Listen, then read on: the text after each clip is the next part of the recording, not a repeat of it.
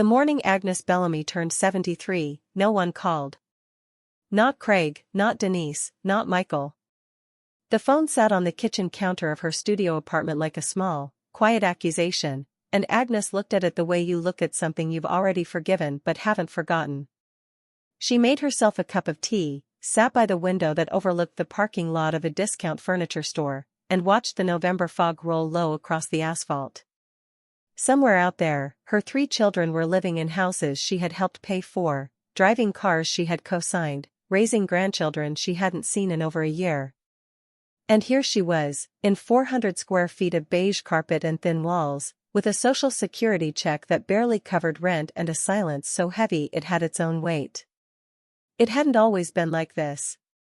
For 46 years, Agnes and her husband Walter had lived in the house on Caldwell Lane, a white clapboard colonial with green shutters and a wraparound porch that Walter rebuilt twice with his own hands. They raised all 3 children in that house. Craig, the eldest, born when Agnes was 24, serious even as a boy, always calculating, always looking ahead. Denise, 2 years later, sweet on the surface but sharp underneath, the kind of woman who kept score without ever admitting it. And Michael, the youngest, born when Agnes was 31, the gentle one, the one she worried about most because the world was not built for gentle men.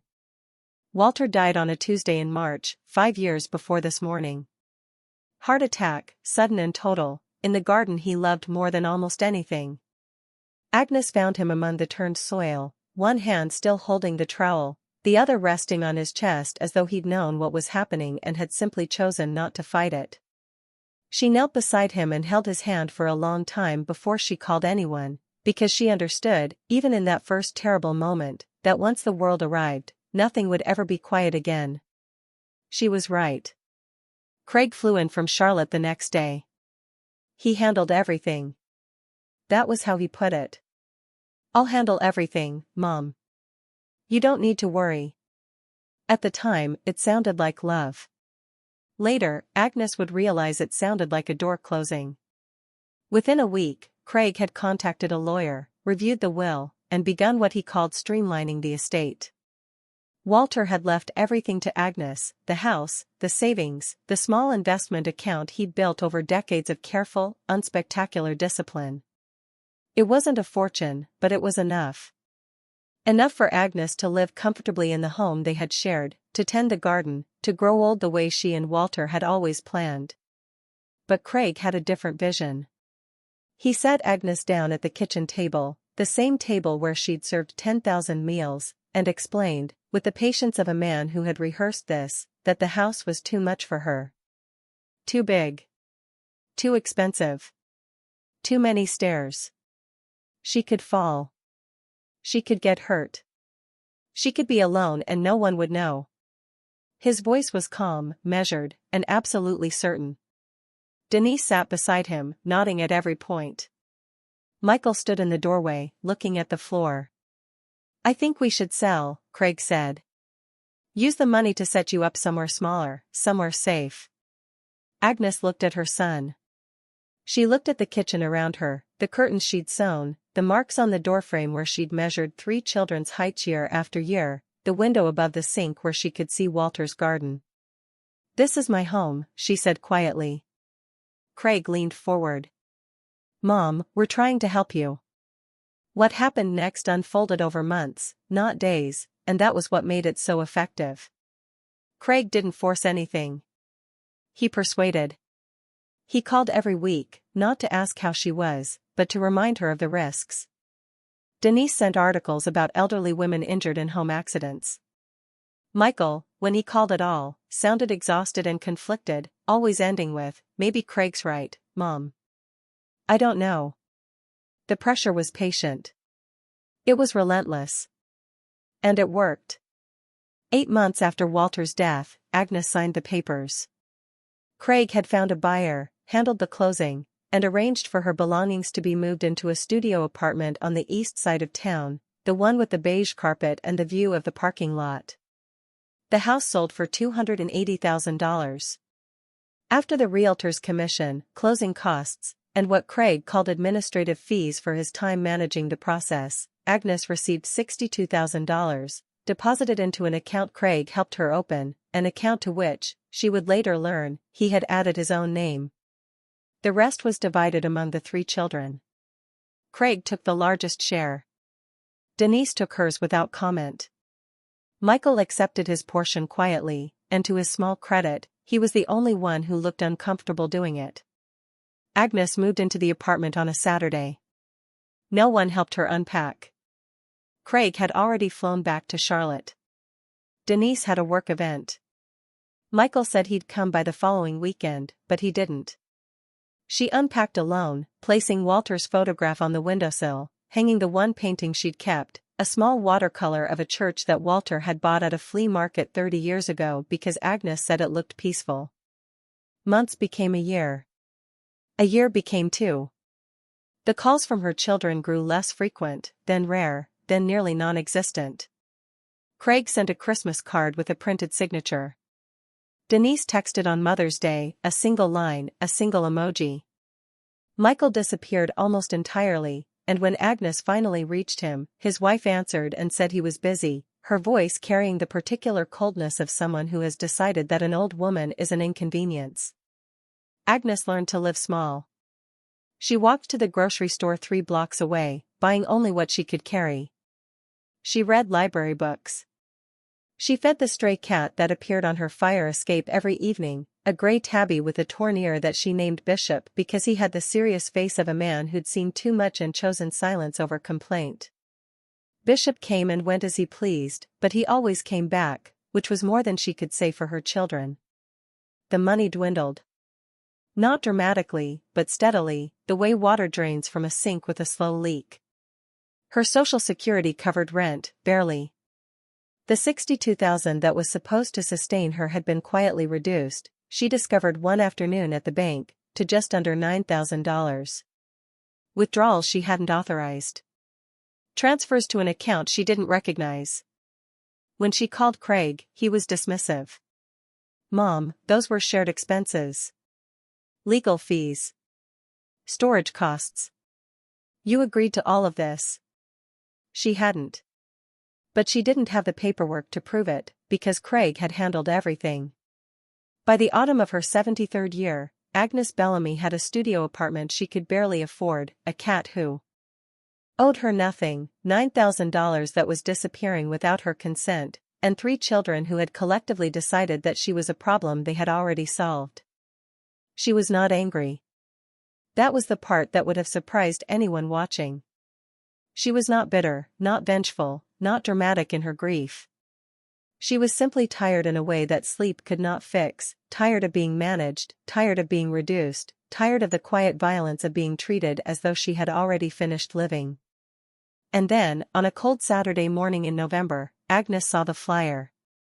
It was taped to the bulletin board at the public library, half covered by a notice about flu shots and a flyer for a lost dog. County property auction, it read. Delinquent tax parcels and condemned structures. She almost walked past it. Almost. But one line caught her eye. Lot 14, St. Ellery's Church, 1896, condemned, minimum bid $4. Agnes stopped. She read it again. $4. For a church. She pulled the flyer from the board, folded it carefully, and put it in her coat pocket. That night, she sat at her kitchen table with the flyer smoothed flat in front of her and Walter's photograph watching from the windowsill. She didn't know why it mattered. She didn't know what she would do with a condemned church. She only knew that something in her chest had shifted when she read those words, the way a compass needle moves when it finally finds north. The auction was held in the county courthouse, a low brick building that smelled of floor wax and old paper. There were maybe 40 people in the room, most of them men in work jackets, a few in suits, all of them scanning printed lists and muttering about acreage and water rights. Agnes sat in the back row with her hands folded in her lap and Bishop's absence beside her like a missing tooth. Lot after lot sold quickly. Farmland, empty lots, a foreclosed gas station. The prices climbed into the thousands, tens of thousands. Men raised numbered paddles with practiced ease. Agnes watched and waited. When they reached lot 14, the auctioneer paused. He shuffled his papers, adjusted his glasses, and read the description with the particular flatness of a man who knew no one was interested.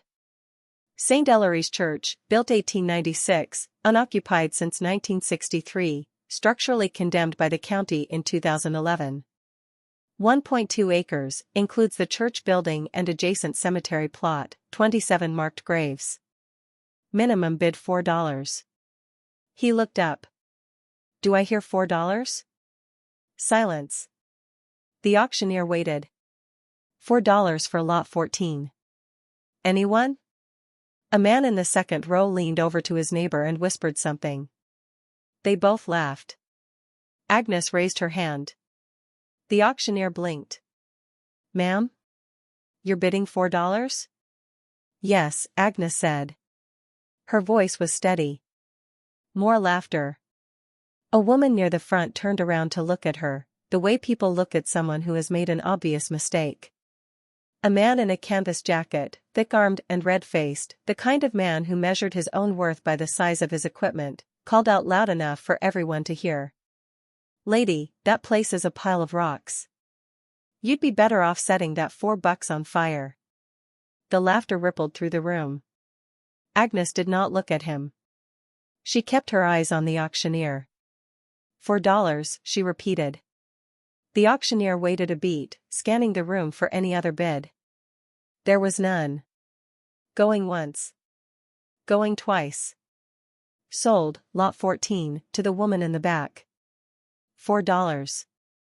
Agnes stood, walked to the front, signed the papers, and paid in cash, for worn dollar bills she had taken from the envelope in her kitchen drawer. The clerk looked at her with something between pity and confusion. You know that building's condemned, right? The clerk said. Agnes folded the deed and placed it in her coat pocket, right next to where the flyer had been. I know what it is, she said quietly. That's why I'm here. She walked out of the courthouse into a wind that cut across the parking lot like a blade. Behind her, she could hear voices, amusement, disbelief, the comfortable cruelty of people who had already decided what she was. An old woman with a condemned church and nowhere else to go. Agnes pulled her coat tighter and kept walking. She first saw St. Ellery's on a Tuesday, 3 days after the auction. She had taken the county bus to the end of its route and walked the remaining mile and a half down a gravel road that hadn't been maintained in years. The road was lined with bare trees and tangled undergrowth, and the further she walked, the quieter everything became, as though the land itself had been holding its breath for a very long time. The church appeared gradually, not all at once, but in pieces. First the steeple, broken at the top, leaning slightly eastward like a finger pointing at something only it could see. Then the roof, half collapsed on the south side, exposing dark wooden beams to the open sky. Then the walls, thick limestone blocks quarried from the hills nearby, stained with decades of weather and neglect but still standing, still solid, still refusing to fall. Agnes stopped at the rusted iron gate. The cemetery was to the left, 27 headstones scattered among the weeds, some leaning, some fallen flat, all of them bearing names that no one alive remembered. She read a few as she passed. Harlan Corley, 1891–1963. Beloved shepherd of this flock. She paused at that one longer than the others. The last pastor. The man who had locked the doors and, according to county records, never opened them again. The front doors of the church were massive, oak planks reinforced with iron bands, sealed with a padlock so corroded it had fused into a single mass of rust. Agnes didn't try to force it. Instead, she walked the perimeter, slowly, the way you walk through a place you're trying to understand before you try to change it. The walls were solid. The foundation, where she could see it, was uncracked. The south side, where the roof had failed, was exposed to the elements, and she could see inside through the gap, broken pews, fallen plaster, a floor covered in decades of leaves and debris and bird droppings. But beneath all of it, the bones of the building were sound. She stood there for a long time, one hand resting on the cold limestone, and she thought about Walter. About the way he used to look at broken things, not with frustration, but with curiosity. What went wrong here, he would say, and more importantly, can it be made right? Agnes had never been a builder. She had never swung a hammer or read a blueprint or calculated a load-bearing wall. But she had spent 46 years beside a man who could, and she had paid attention in the way that only someone who truly loves another person pays attention, not to impress, not to compete, but to understand. She came back the next day with a hacksaw, a pair of work gloves, and a thermos of tea. It took her 40 minutes to cut through the padlock.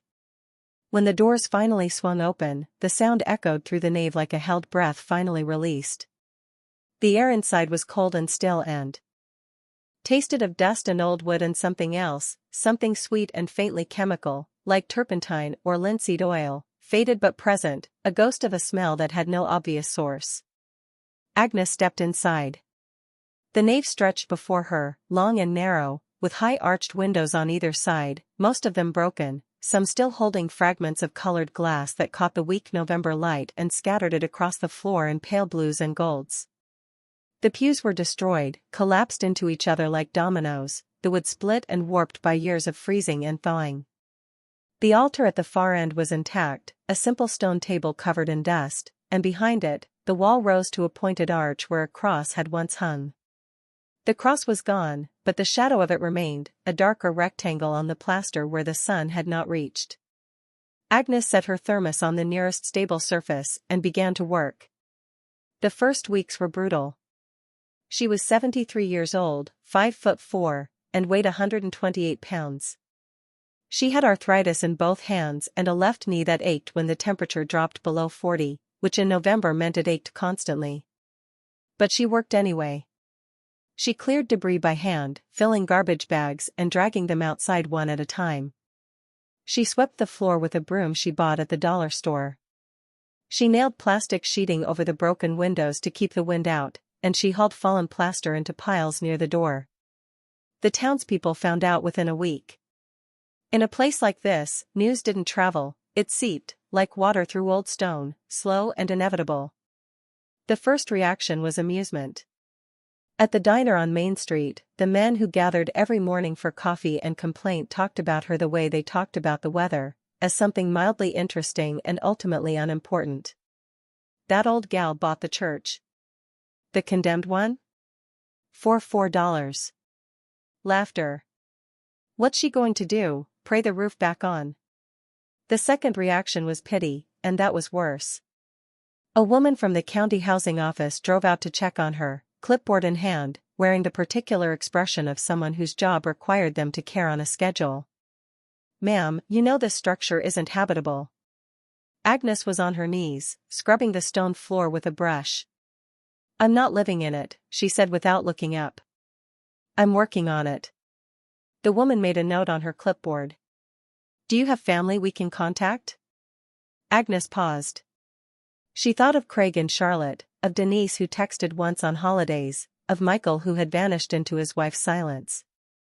"I have everything I need," she said. The woman left.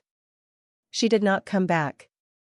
By December, Agnes had cleared the nave, patched the worst of the roof damage with salvaged tin and roofing tar she bought at the hardware store in town, and established a small, functional space near the altar where she could work out of the wind.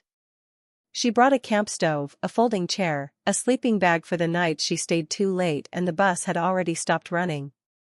Bishop, who had followed her on the bus one morning with the calm indifference of a cat who has decided where he belongs, now spent most of his days inside the church, hunting mice in the walls and sleeping on the altar like a small gray gargoyle. It was during the second week of December, on a night when the temperature had dropped to 14 degrees and the wind was hammering the plastic sheeting like fists against a door, that Agnes first noticed the wall. She was sitting near the altar, wrapped in her sleeping bag, drinking tea from her thermos, when Bishop suddenly stood up from his spot on the stone table. His ears flattened. His eyes fixed on the wall behind the altar, the one with the shadow of the missing cross. He stared at it for a long time, then walked to the base of it and pressed his nose against the stone.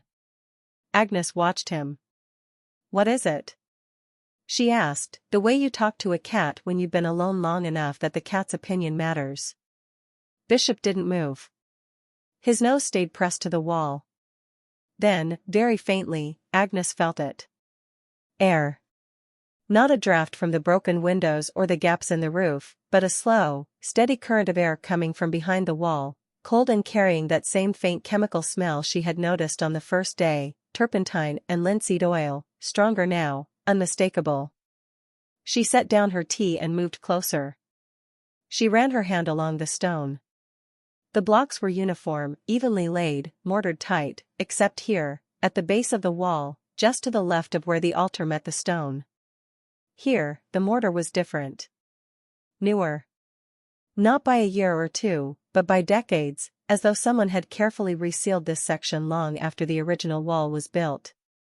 Agnes pressed her palm flat against the stone.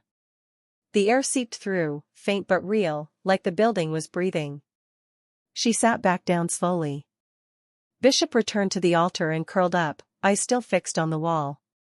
Agnes looked at the cat, then at the wall, then at the shadow of the cross above it. "Something is behind there," she whispered. She didn't sleep that night. She sat with her back against the opposite wall, watching the stone, listening to the wind, and thinking about a church that had been sealed since 1963 and a pastor who had locked the doors and never opened them again. In the morning, she went to the library. The librarian, a patient woman named Ruth who had worked there for 30 years and had learned to read people the way other people read books, recognized Agnes from her regular visits. "You're back early," Ruth said. Agnes set her bag down. "I need everything you have on St. Ellery's church," she said. "And on a man named Harlan Corley." Ruth studied her for a moment, the way someone studies a person who has just asked a question that changes the shape of the conversation. Then she nodded. "Follow me," she said. What Ruth found was scattered but suggestive. A few newspaper clippings from the 1950s and early 1960s, most of them mundane, church socials, holiday services, a fundraiser for a new organ that was never purchased. But one article, from March of 1963, was different. It was short, just a few paragraphs in the county paper, and the headline read simply, "St. Ellery's Church to Close. Pastor Corley cites personal reasons." The article said almost nothing useful. Reverend Harlan Corley, who had served as pastor of St. Ellery's for 28 years, announced the permanent closure of the church. No further services would be held. The building would be sealed. When asked for comment, Corley said only, "What needed to be protected has been protected." Agnes read that line 3 times. What needed to be protected has been protected. She looked up at Ruth. "Is there anything else? Anything about what was inside the church? About why he sealed it?" Ruth shook her head slowly. "That's all we have in the local records." But she paused, leaning slightly closer. "There's a woman, Edna Marsh. Lives out on Route 9. She's 91 years old. And she remembers everything. If anyone knows what Harlan Corley was protecting, it's Edna." Agnes folded the photocopied article, placed it carefully in her coat pocket alongside the deed, and stood. "Thank you," she said. Ruth watched her go. Then she said, quietly, almost to herself, "Be careful with old doors, Agnes. Sometimes they were closed for a reason." Agnes paused at the entrance but didn't turn around. "And sometimes," she said, "they were closed because no one else was ready to open them." She walked out into the cold. The sky was heavy and gray, and the wind carried the smell of coming snow. Behind her, the library was warm and safe and full of answers that went only so far. Ahead of her, a condemned church sat on a frozen hill with a wall that breathed and a secret that had been waiting for 60 years. Agnes pulled her coat tight and kept walking.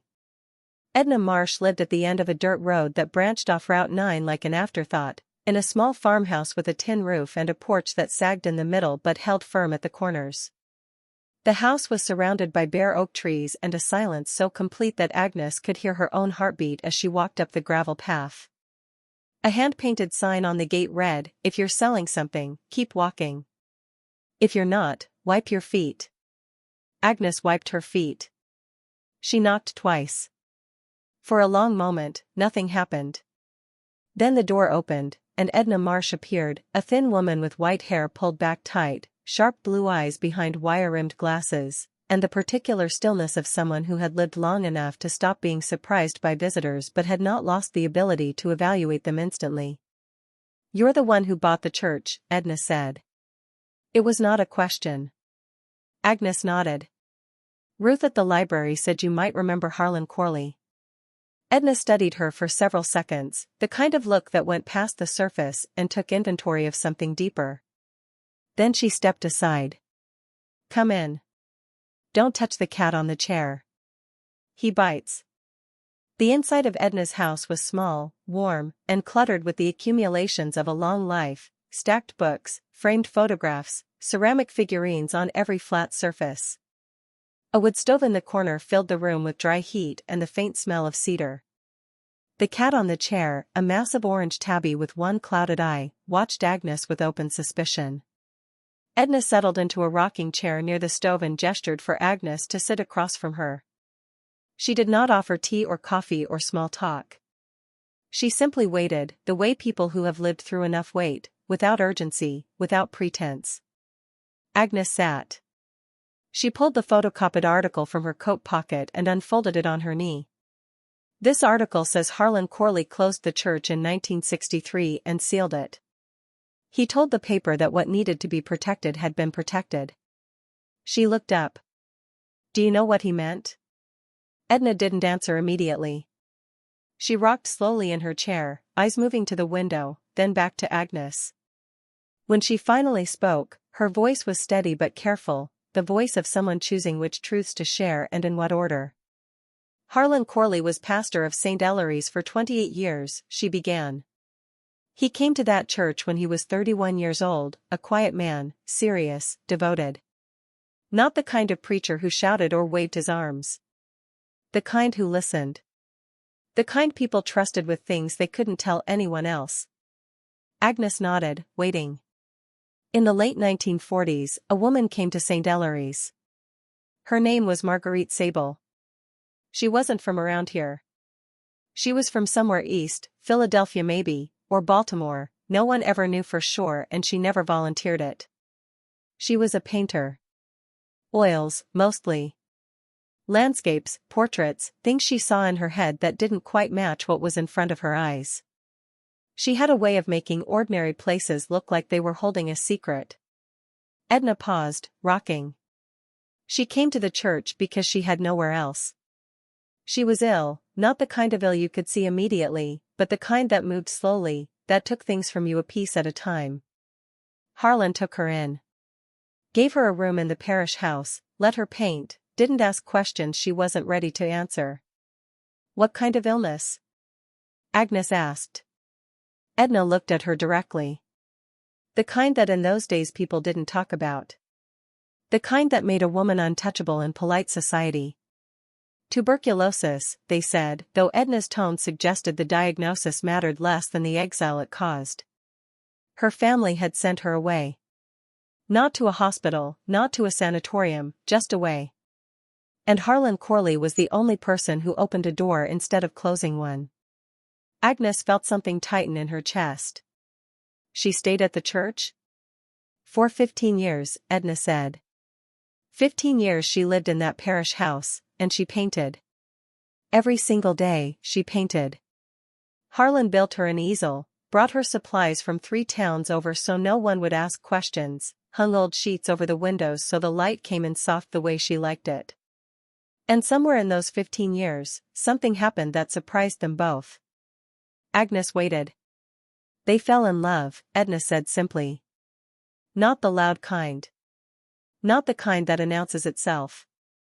The kind that grows so slowly you don't notice it until you realize you can't remember what the world felt like before it started. They never married. They never could. He was a pastor. She was a woman the world had discarded. But they loved each other with the kind of devotion that doesn't need permission from anyone." The wood stove crackled. The orange cat shifted on his chair but did not wake. Agnes sat perfectly still. "And then, in 1962, Marguerite died," Edna continued, her voice dropping slightly. The tuberculosis finally took what it had been borrowing all those years. Harlan buried her himself, in the cemetery beside the church. The headstone doesn't say her name. He was too careful for that. It says only, she made the ordinary beautiful. Agnes closed her eyes briefly. She had walked past that headstone. She remembered it now, a small gray stone near the edge of the cemetery, half hidden by weeds, with those words carved in letters so shallow they were almost gone. After she died, Edna said, Harlan spent 6 months doing something no one understood. He worked inside the church alone, day and night. People heard hammering. People saw him carrying materials, stone, mortar, wooden frames. No one was allowed inside. He told the congregation the building needed structural repairs. But there was no congregation left by then. Marguerite's presence had been a secret, but secrets in small towns have a half-life, and by the early 1960s, most people had stopped coming to St. Ellery's. The whispers had done their work. Agnes leaned forward. What was he building? Edna stopped rocking. She looked at Agnes for a long time, and in that look was something Agnes recognized, the expression of a person deciding whether the truth will help or hurt. He was sealing her life's work inside the church, Edna said. Every painting Marguerite ever made. Every sketch, every study, every canvas. He built a room behind the altar wall, a chamber, climate-sealed as best he could manage with what he knew, and he put everything inside. The paintings. And the letters. Letters, Agnes repeated. Edna nodded slowly. They wrote to each other. Even though they lived in the same building. Every night, Harlan would write her a letter and leave it on her easel before dawn. And every night, she would write one back and leave it on his desk. 15 years of letters. Not a single day missed. The silence that followed was the kind that fills a room the way water fills a glass, completely, leaving no space for anything else. Agnes sat with her hands in her lap, tears she hadn't expected running silently down her cheeks, and she did not wipe them away because they were not tears of sadness. They were tears of recognition. Of understanding what it meant to love someone so completely that you would seal their memory inside stone rather than let the world forget it, or worse, let the world decide it didn't matter. Why didn't he tell anyone? Agnes asked. Because the world in 1963 was not kind to a pastor who had loved a dying woman in secret for 15 years, Edna said. And because Marguerite's family, the ones who sent her away, they were still alive. Still powerful. If they had learned she had spent those years painting, creating a body of work, they would have claimed it. Taken it. Sold it. And Harlan could not allow that. She paused. So he sealed the room, locked the church, and waited. Waited for what? Edna looked at her. For someone who would understand. Agnes left Edna's house as the sun was setting, painting the frozen landscape in shades of amber and gray. She walked the mile and a half back to the church in silence, her breath fogging in the cold air, her mind turning over every word Edna had spoken. Bishop was waiting for her at the gate, sitting on a headstone with the composed patience of a creature who has never once doubted his own importance. Inside the church, Agnes stood before the altar wall. She ran her hand along the resealed mortar she had noticed weeks ago. The air still seeped through, faint and steady, carrying that smell of linseed oil and turpentine, the breath of a room that had been holding its secret for 60 years. She didn't try to open it that night. She sat with her back against the altar, Bishop in her lap, and she thought about Harlan Corley and Marguerite Sable. About a man who built a tomb for love, not to bury it, but to protect it. About a woman who painted the world the way she wished it would look at her. And about a door that had been waiting, all this time, for someone who would understand what was behind it. In the morning, Agnes went to the hardware store. She bought a masonry chisel, a small sledgehammer, safety glasses, and a dust mask. The man behind the counter, Gary, who had heard about the old woman and the condemned church the way everyone in town had heard, looked at her purchases and raised an eyebrow. Doing some demolition? He asked, half smiling. Agnes placed her money on the counter. Restoration, she said. She started that afternoon. The work was slow, deliberate, and physically punishing. The mortar Harlan had used was dense, mixed with something Agnes couldn't identify, some kind of ophite-orite compound that had hardened over the decades into something nearly as strong as the stone itself. Every strike of the chisel sent vibrations up her arm and into her shoulder. Her arthritis screamed. Her knees ached from kneeling on the cold stone floor. But she did not stop. She worked in layers, removing mortar grain by grain, careful not to damage whatever lay behind the wall. Hours passed. The light through the patched windows shifted from pale morning gold to deep afternoon amber. Bishop sat on the altar and watched, occasionally meowing in a tone that Agnes interpreted as either encouragement or criticism, depending on her mood. By the end of the first day, she had exposed the edge of a wooden frame behind the stone. Not a structural beam, something thinner, crafted, intentional. The wood was dark with age but intact, protected by the sealed environment Harlan had built around it. Agnes touched the wood with her fingertips. Her heart was pounding, but her hands were steady. She whispered something to no one in particular, or perhaps to Harlan, or to Marguerite, or to Walter, or to herself. "I'm here. I understand." The second day, she removed enough stone to reveal the full outline of a doorway, narrow, barely wide enough for a person to pass through sideways, sealed with a wooden panel fitted precisely into the stone frame. The panel was held in place by 4 hand-forged iron brackets, each one bolted into the stone with a care that spoke of permanence, of someone who intended this barrier to last. Agnes studied the brackets. They were not decorative. They were functional, designed to be removed with a specific tool, a tool she did not have. She sat back on her heels and looked at them for a long time. Then she remembered something Edna had said. The headstone. The one that said, "She made the ordinary beautiful." Something about it nagged at her, the way a word sits on the tip of your tongue, almost there but not quite. Agnes walked outside to the cemetery. The headstone was where she remembered it, small, gray, half swallowed by dead grass. She knelt beside it and looked more carefully. The inscription was on the front, worn but legible. She ran her fingers along the edges and felt something on the side, not words but a shape, a small cross carved into the stone, and beneath it, a narrow slot, almost invisible unless you were looking for it. She reached into the slot. Her fingers closed around something cold, metallic, and heavy for its size. A key. Not an ordinary key, but a hand-forged iron key with a cross-shaped head, old, heavy, unmistakably made by the same hands that had forged the brackets on the sealed door. Agnes stood up slowly. She held the key in her open palm and looked at it the way you look at something you have been waiting your entire life to find, even though you never knew you were looking for it.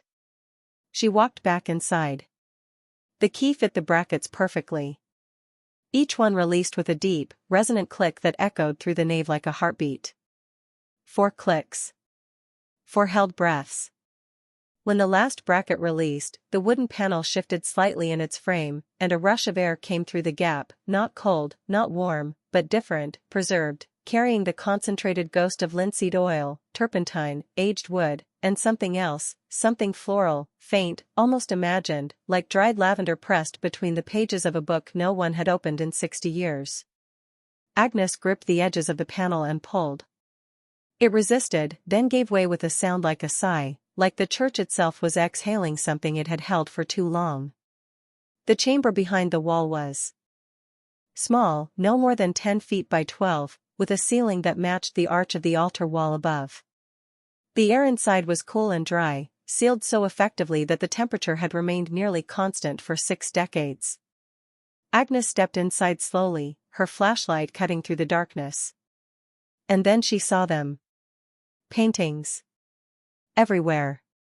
Leaning against the walls in careful rows, 3 and 4 deep, wrapped in linen cloth that had yellowed with age but held its shape.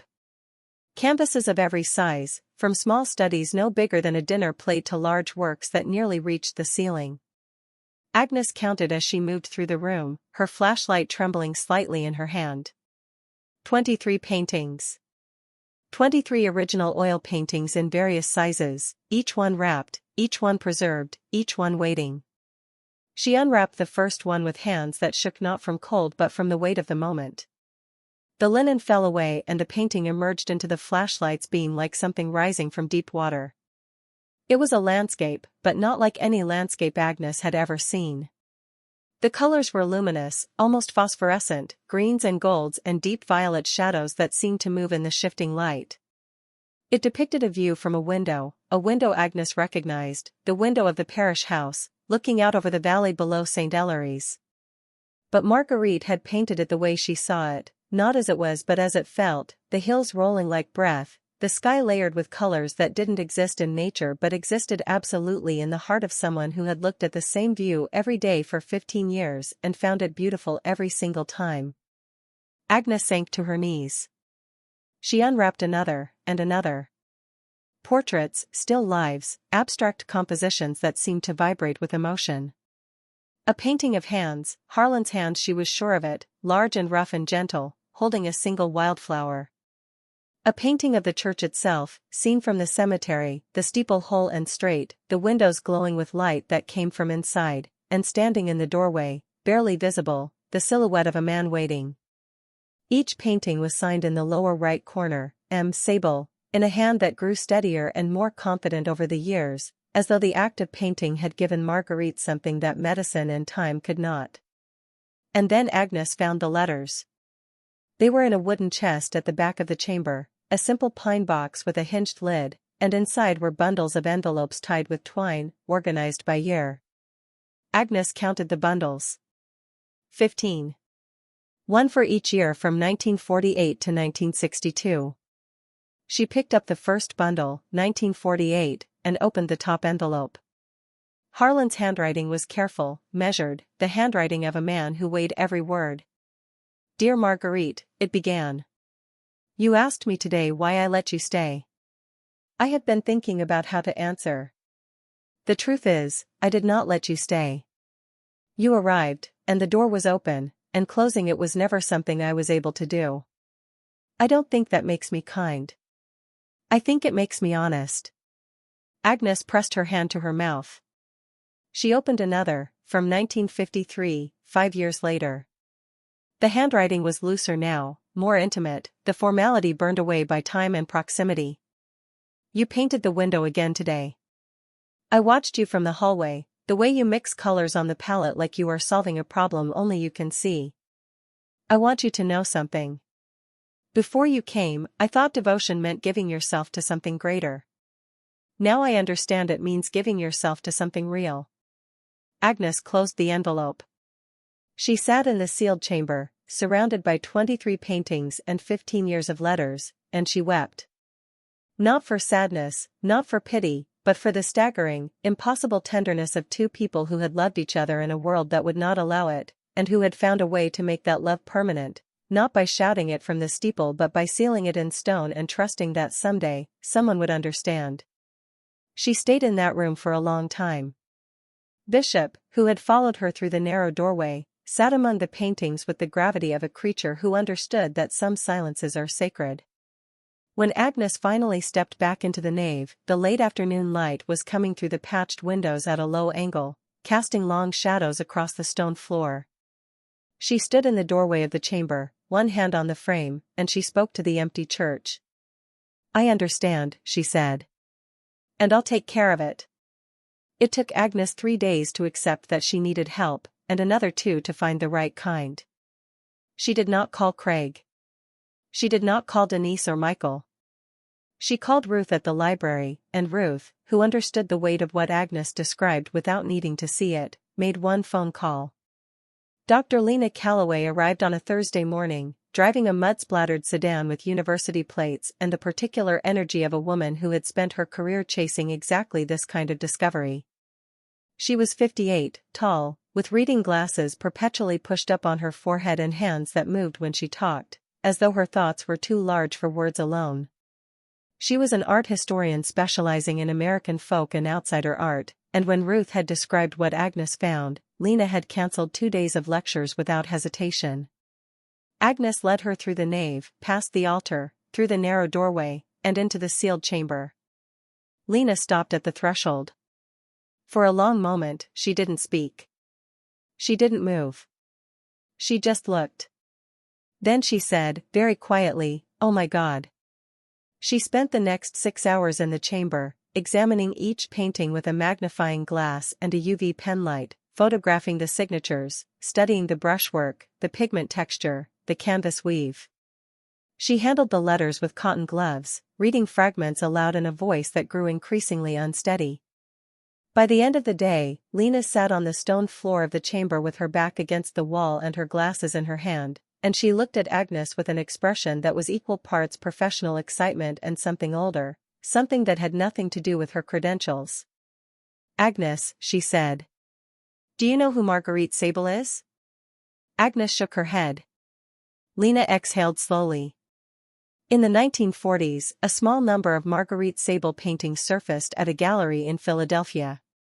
3 works, and signed but attributed to her by the gallery owner who had known her before her illness.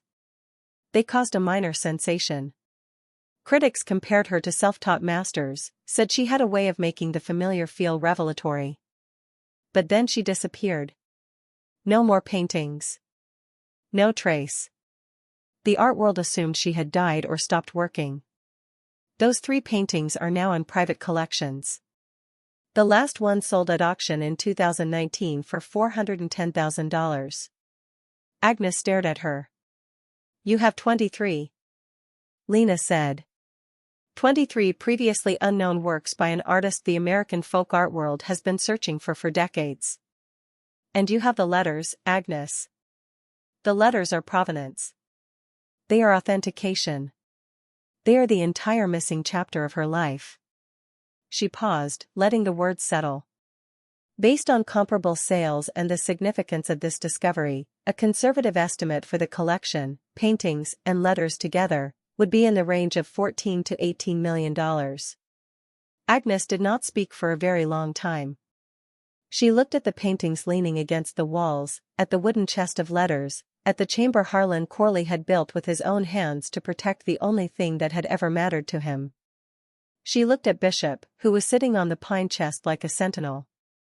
Then she looked at Lena. "They loved each other," she said.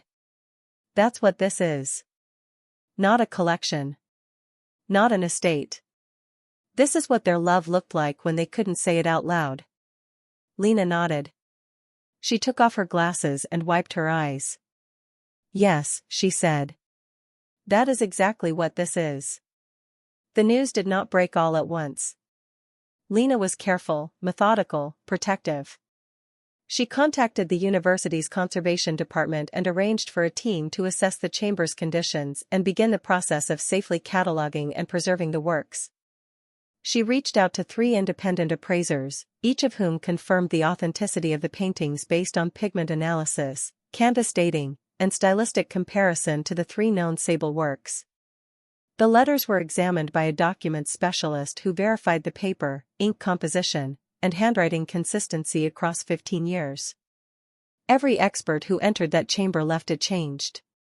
Agnes watched them, these credentialed, accomplished people, stand in the small stone room surrounded by Marguerite Sable's life's work and struggle to maintain their professional composure. One of the appraisers, a man who had spent 30 years evaluating art for Christie's and Sotheby's, stood in front of the painting of Harlan's hands holding the wildflower and said nothing for 3 full minutes. When he finally spoke, his voice was rough. "This is one of the most significant discoveries in American folk art in the last 50 years, he said. And then, more quietly, "This is what it looks like when someone paints with their whole heart." The formal appraisal came back 4 weeks later. 23 paintings, authenticated and appraised collectively at $16.4 million. The letters, as a complete archive of historical and artistic significance, were appraised separately at $1.8 million. Total estimated value of the sealed chamber's contents, $18.2 million. Agnes read the number on the appraisal document, sitting in her folding chair near the altar, Bishop on her lap, the chamber door open behind her. She read it again. Then she folded the document, placed it in her coat pocket alongside the deed and the photocopied article and the key, and she sat in the silence of the church she had bought for $4 and listened to the wind move through the walls she had repaired with her own hands. $18.2 million. And not a single person in her life had believed she was worth $4. The call came on a Tuesday evening, 6 weeks after the appraisal. Agnes was sitting in the nave, sanding a section of pew she had been restoring, when her phone buzzed on the altar. She glanced at the screen. Craig. She hadn't heard from her eldest son in 4 months. Before that, 7 months.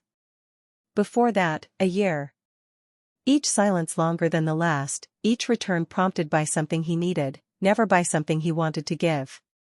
Agnes set down the sandpaper, wiped her hands on her work cloth, and answered. Mom. His voice was different. Not the flat, managerial tone she had grown accustomed to, the voice of a man running a conference call he wanted to end. This was tighter. Faster. The voice of a man who had heard something that changed the temperature of his day. I just got a call from someone at the university. Something about a church you bought? Agnes leaned back in her chair. She looked at Bishop, who was cleaning his paw on the altar with the indifference of a creature who had never once cared what anyone thought of him. Yes, she said. A pause. She could hear Craig breathing, recalibrating, assembling the right approach the way he always did, sorting through strategies the way other people sorted through drawers. They said something about paintings. About some kind of historical find. He cleared his throat. Mom, this sounds serious. I think I should come up there.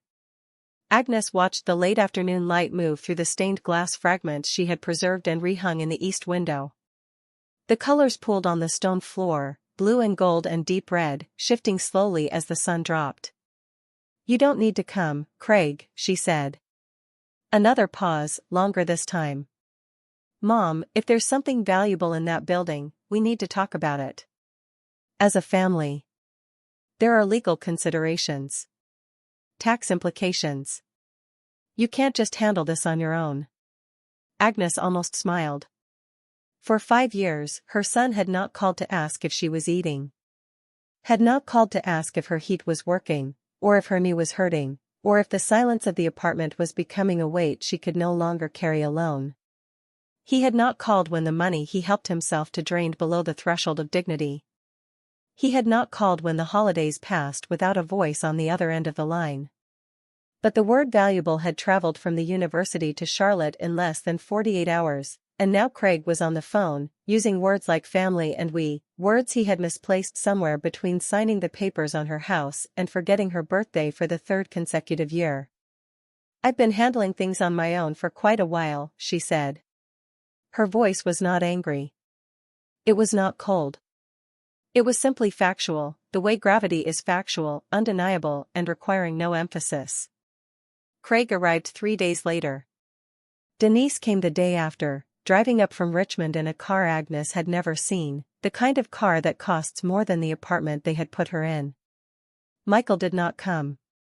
His wife called on his behalf, explaining that he was dealing with personal matters, a phrase so deliberately vague that it communicated nothing except the desire to communicate nothing. Agnes noted this and said only, "Tell him I hope he's well." Craig walked into St. Ellery's on a Friday morning with his coat buttoned to the collar and his shoes already ruined by the mud on the gravel road. He stood in the nave and looked around with the expression of a man trying to locate the value in a room full of things he did not understand. The restored pews, the repaired windows, the swept stone floor, the camp stove, the folding chair, the cat on the altar.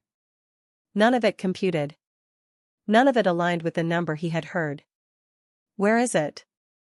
he asked. "The paintings." Agnes was kneeling near the east wall, repointing a section of mortar with a trowel. She didn't look up. "They're being preserved," she said. "The university has them in a climate-controlled facility while the conservation work is completed." Craig processed this. "How much are they worth?" Agnes set down the trowel. She stood slowly, brushing dust from her knees, and faced her son for the first time in over a year. He looked older than she remembered, thinner, with lines around his eyes that hadn't been there the last time she'd seen him. She wondered, briefly, if he was happy. She suspected he was not, and the thought brought her no satisfaction. The collection has been appraised at $18.2 million, she said. The number landed in the room like a stone dropped into still water. Craig's expression shifted, not dramatically, not the way it happens in stories where people gasp or stagger, but subtly, a tightening around the jaw, a slight widening of the eyes, the micro-expressions of a man whose internal calculations have just been rewritten entirely. 18 million, he repeated. Yes. He was quiet for a moment, and Agnes could see it happening behind his eyes, the machinery of self-interest engaging, the gears turning, the justifications assembling themselves into an argument he probably believed was reasonable. She had seen this before. She had watched it happen with the house on Caldwell Lane, the careful logic, the patient persuasion, the slow, methodical process by which her son convinced himself that what he wanted was also what was best for her. "Mom," he said, his voice dropping into the register he used when he was about to be reasonable, "we need to sit down and talk about this properly. This kind of money, it changes things. There are estate planning considerations, tax shelters, trust structures. You need someone who understands this." Agnes looked at him. She looked at the church around her, the walls she had repaired, the windows she had restored, the floor she had swept 100 times, the chamber she had opened with a key she pulled from a dead woman's headstone. She looked at Bishop, who had turned his back on Craig entirely, a judgment Agnes found both amusing and appropriate. "Craig," she said. "I appreciate you coming. But I want to be clear about something." He waited. "This is mine," she said. "The church is mine. What's inside it is mine. The discovery is mine. The decisions about what happens next are mine." She paused. "Not ours. Mine." The word sat in the air between them, simple and immovable. Craig opened his mouth, then closed it. For a moment, just a moment, something flickered across his face that might have been shame, the brief, involuntary recognition that he was standing in a building his mother had restored with her own hands, claiming a share of something he had not earned, from a woman whose home he had already taken. But the moment passed. "Mom, I'm not trying to take anything from you. I'm trying to help." Agnes nodded slowly. "The way you helped with the house," she said.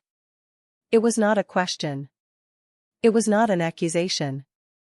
It was a mirror, held up without anger, reflecting exactly what had happened with such quiet precision that there was nothing Craig could say that would not make it worse. He said nothing. Denise arrived 2 hours later and the conversation repeated itself with minor variations. Where Craig used logic, Denise used emotion. Where Craig talked about tax structures, Denise talked about family. "We should be together on this, Mom. We're your children. This affects all of us." She said the word family 4 times in 10 minutes, a word she had not used in any of the texts she had sent over the past 3 years, texts that consisted entirely of holiday greetings so brief they could have been auto-generated. Agnes listened to both of them. She let them speak. She did not interrupt, did not argue, did not raise her voice. And when they were finished, when they had exhausted their strategies and their justifications and their carefully constructed appeals, she said one thing. "You sold my home. You took my savings. You stopped calling. And now you're here because the number is large enough to make me visible again." She looked at each of them in turn. "I don't say this with anger. I say it because it's true. And because the truth is the only thing I have room for in this building." Denise's eyes filled with tears, and Agnes could not tell if they were genuine. She wanted to believe they were. She wanted to believe that somewhere beneath the calculations and the self-interest, her daughter felt the weight of what had been done. But wanting to believe something and believing it are different things entirely, and Agnes had learned the difference the hard way. Craig stood by the door, his hands in his coat pockets, his jaw tight. For a long time, no one spoke. Then he said, quietly, "What do you want us to do?" Agnes looked at him. It was the first honest question he had asked her in 5 years. She answered it honestly. "I want you to go home," she said. "I want you to think about the last 5 years. Not about the money. About the phone calls you didn't make. About the birthdays you forgot. About the woman you left in a 400-square-foot apartment with a disappearing bank account and a cat she found on a fire escape. She paused. And then, if you want to be part of my life, not my estate, not my assets, my life, you can come back. But you come back as my children. Not as my financial advisors. Craig left that evening. Denise left the following morning. Neither of them said much. Agnes watched them go from the doorway of the church, standing in the same spot where Harlan Corley had once stood watching Marguerite paint the valley below, and she felt something she had not expected to feel. Not triumph. Not vindication. Relief. The relief of a woman who had finally said the truest thing she knew and had not been destroyed by it. The weeks that followed were the quietest of Agnes's life, and the fullest. Lena Calloway and her team completed the conservation of all 23 paintings. Each one was cleaned, stabilized, and photographed for the catalog that Lena was preparing, a comprehensive volume that would tell the story of Marguerite Sable's 15 years at St. Ellery's, her art, her illness, her love, and the man who sealed her legacy inside stone because he trusted the future more than he trusted the present. The letters were transcribed by a team of graduate students who worked in respectful silence, reading words that were never meant to be read by anyone but the two people who wrote them, and understanding, as they read, that some things are too important to keep secret forever. Agnes made a decision about the collection that surprised everyone except Edna Marsh. She would not sell all of it. She would sell 8 paintings, enough to secure her financial future, to pay off every debt, to establish a trust that would keep the church maintained and open for as long as the stone walls held. The remaining 15 paintings. And all of the letters would stay at St. Ellery's. Agnes would convert the church into a permanent gallery and archive, a place where people could come and see what Marguerite Sable had created and read the words she and Harlan had written to each other across 15 years of hidden, unshakable devotion. The 8 paintings sold at a special auction held by a major American auction house. The sale drew collectors, museums, and art historians from across the country. The bidding was intense. The painting of Harlan's hands holding the wildflower sold for $1.9 million to a private collector who, when asked why he had bid so aggressively, said simply, "Because I've never seen a painting that understood tenderness the way this one does." The landscape of the valley seen from the parish house window sold for $2.3 million. The total sale of the 8 works brought $11.6 million. Agnes sat in the back of the auction house during the sale, wearing the same coat she had worn to the county auction where she bought the church for $4. Bishop was not with her. He was at the church, guarding the remaining paintings with the quiet authority of a cat who understood that his job had always been more important than anyone realized. After the auction, a reporter from a national newspaper approached Agnes for a comment. She was a young woman with sharp eyes and a recorder in her hand, the kind of journalist who could sense a story the way some people sense weather. "Mrs. Bellamy, what does it feel like to go from a $4 purchase to an $11 million sale?" Agnes considered the question. It was the wrong question, but she understood why it was being asked. The world measured transformation in dollars because dollars were easy to count. What couldn't be counted was harder to explain. "It feels like opening a door," she said. "Not the one in the church. The one in yourself. The one you sealed shut because the world told you it wasn't worth opening anymore." The reporter wrote that down. She would use it as the closing line of her article, and it would be shared more times than anything else she had ever written. The story traveled the way stories do in the age of information, fast, wide, and with varying degrees of accuracy. Some articles focused on the money. Some focused on the art. A few, the best ones, focused on Harlan and Marguerite, on the love story sealed inside the walls of a church that the world had condemned and one woman had saved. Agnes received letters. Hundreds of them. From elderly women who had been pushed aside by their families and felt seen for the first time. From art lovers who wanted to visit the gallery. From a 91-year-old woman on Route 9 who sent a single card that read, "He picked the right person." Edna. Michael called. Not Craig. Not Denise. Michael. His voice was quiet and unsteady, the voice of a man who had been carrying something heavy for a long time and had finally decided to set it down. "Mom," he said. "I'm sorry. Not for the money. For the silence." Agnes closed her eyes. Of her 3 children, Michael was the one she had worried about most, because the world was not kind to gentle men, and because gentle men sometimes let louder voices make their decisions for them. But a gentle man who finds his own voice, even late, even trembling, is still a man who chose to speak. "Come see the church," she said.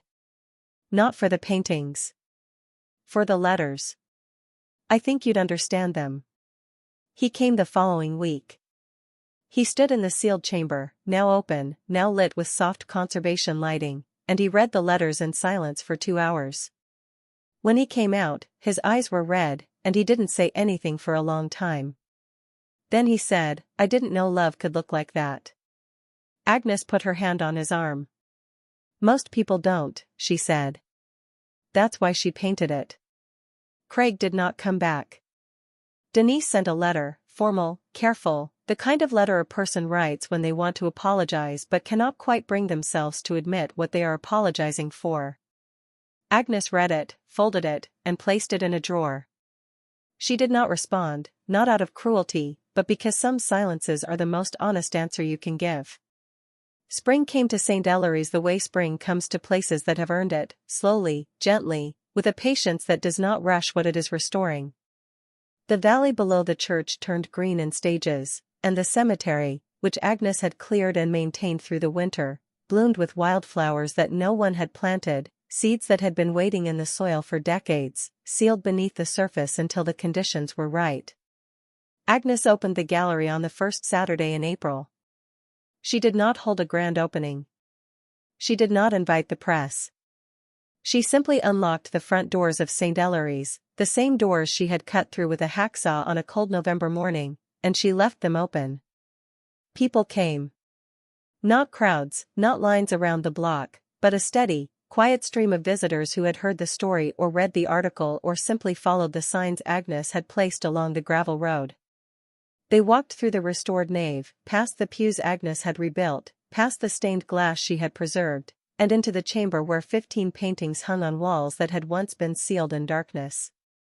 They read the letters, displayed in glass cases that Lena's team had designed, each one open to a page that Lena had chosen for its beauty, its honesty, its ability to make a stranger feel the weight of a love they would never fully understand but could not deny. And in the cemetery, beside the headstone that read "She made the ordinary beautiful," Agnes planted a garden. Not a formal garden, not a designed garden, but the kind of garden Walter would have loved, wild and deliberate at the same time, with flowers that came back every year without being asked. She was 74 now. Her hands still ached. Her knee still complained when the weather turned.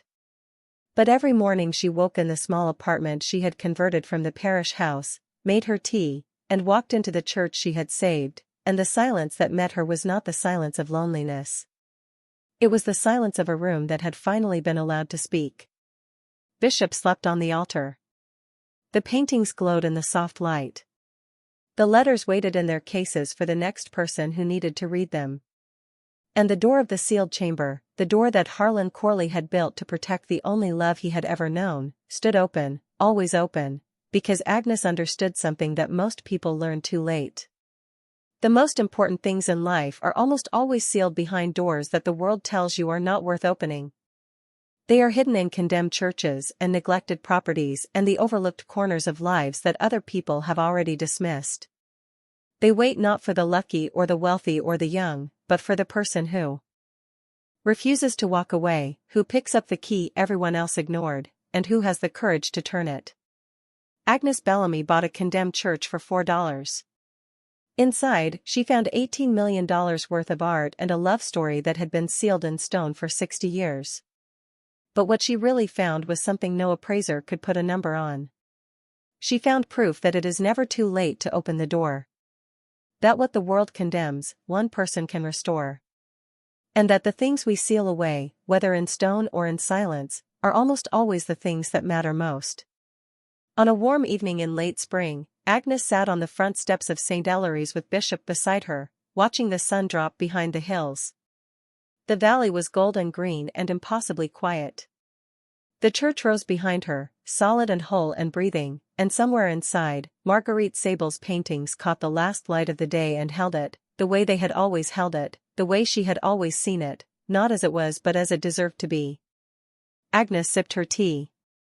She looked at the valley, at the cemetery, at the wildflowers blooming beside a headstone that bore no name, only a truth. She made the ordinary beautiful. Agnes set down her cup and whispered to no one and to everyone. So can you. Thank you so much for staying until the very end. Stories like this one remind us that the most important doors haven't been opened yet. If this moved you, there are more stories waiting for you on your screen right now. And if you haven't subscribed yet, now is the perfect time. I don't want you to miss what's coming. See you in the next story.